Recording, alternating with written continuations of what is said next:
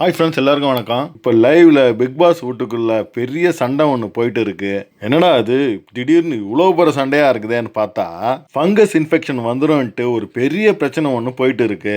இது யார் பார்த்த வேலைடா அப்படின்னு பார்த்தா நம்ம அக்கா பார்வதி பார்த்த வேலையாக தான் இருக்கு. அப்படி என்ன அக்கா அப்படி பண்ணிட்டாங்கன்னு பார்த்தீங்கன்னா, அரோரா துணி துவைத்து காய வச்ச துணியெல்லாம் கொண்டு போய் கார்டன் ஏரியாவில் முன்னாடி ஒரு பிளேஸ் இருக்கும் பாருங்க, அந்த மூங்கில் குச்செல்லாம் நெட்டு வச்சிருப்பாங்களே, அங்கே ஒரு தலகாணி ஒன்று ஃபங்கஸ் பிடிச்சி போய் இருக்கும். அது மேலே கொண்டு போய் அவங்க துணியெல்லாம் போட்டிருப்பாங்க பார்வதி.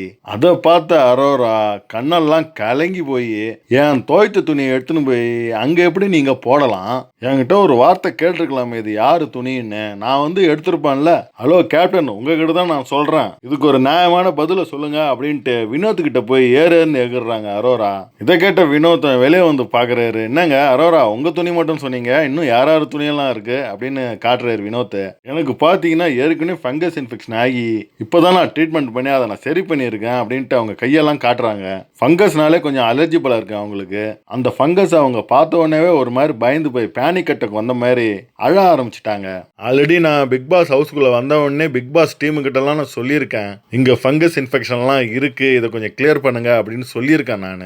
ஏன்னா எனக்கு ஆல்ரெடி இப்போதான் நான் ட்ரீட்மெண்ட்டில் இருந்து இதை நான் க்யூர் பண்ணியிருக்கேன். மறுபடியும் என்னுடைய துணியை எடுத்து அந்த ஃபங்கஸ் மேலேயே போட்டால் என்ன ஆகிறது அப்படின்ட்டு பயங்கரமாக கத்தி சண்டை போட்டுன்னு இருக்கிறாங்க அரோரா. இதில் கொஞ்சம் கானா வினோத் கொஞ்சம் சத்தமாக பேச, உன் துணி மட்டும்தான் சொன்னேன், இங்கே நிறையா துணிமா இருக்கு அப்படின்னு அவர் கொஞ்சம் கத்த. அரோரா ஃபங்கஸ் இன்ஃபெக்ஷன் பயத்தில் கத்த, கானா வினோத்தை என்னம்மா என்கிட்ட கத்துற, நான் என்னமோ துணியை போட்ட மாதிரி என்கிட்ட வந்து கத்துறேன், அந்த கத்துறவெல்லாம் வச்சுக்காத அப்படின்னு இவர் சொல்ல, இதுவே அங்கே பெரிய பஞ்சாயத்தாக ஆகி போச்சு.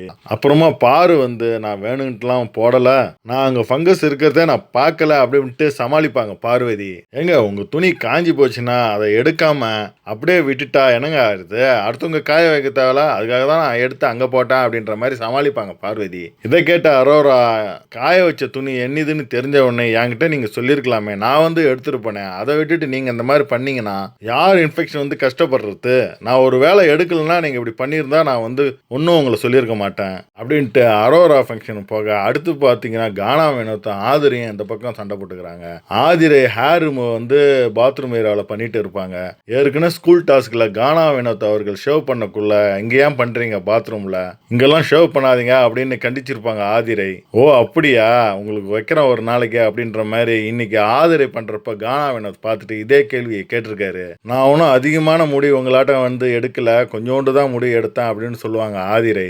ஏமா அதிகம் கொஞ்சம் முடிதானமா அப்படின்னு கானா வினோத் கத்த ஆரம்பிச்சிருப்பாரு. இதுல ஒரே சத்தமா இருக்கும். கானா வினோத்துக்கும் ஆதிரிக்கும் எல்லாம் அங்க கூடிடுவாங்க.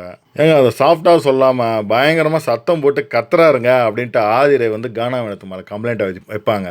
இந்த பக்கம் கானா வினோத்தை, நான் அதெல்லாம் கத்திலாம் சொல்லலைங்க, சாஃப்டா தான் சொல்றேன், நான் சொல்ற விதத்துல தான் சொன்னேன் அப்படின்ட்டு அங்கே வாதம் பண்ணிட்டு இருப்பாரு. இது ஒரு பெரிய பஞ்சாயத்தாக போயிட்டு இருக்கும். கடைசியில் பார்த்தீங்கன்னா அங்கே உக்காந்துக்கின்னு ஆதிரை அழுதுட்டு இருப்பாங்க. வீட்டுக்கு போகிற நேரத்தில் இப்படி சண்டை வாங்கி என்னை துரத்தணுமா அப்படின்ற மாதிரி இருக்கு நாங்கெல்லாம் பார்க்கக்குள்ள. அதுக்கப்புறம் கடைசியாக திவ்யா அவங்கள சமாதானம் பண்ணி, தலையில் என்ன காஞ்சி போச்சு போய் குழி அப்படின்னு சொல்லி சமாதானப்படுத்தி திவ்யா அனுப்பி வைப்பாங்க. இதில் என்னன்னா, கனி அவங்க கானா வினோத் பக்கம் ஒருதலையாக பேசியிருப்பாங்க.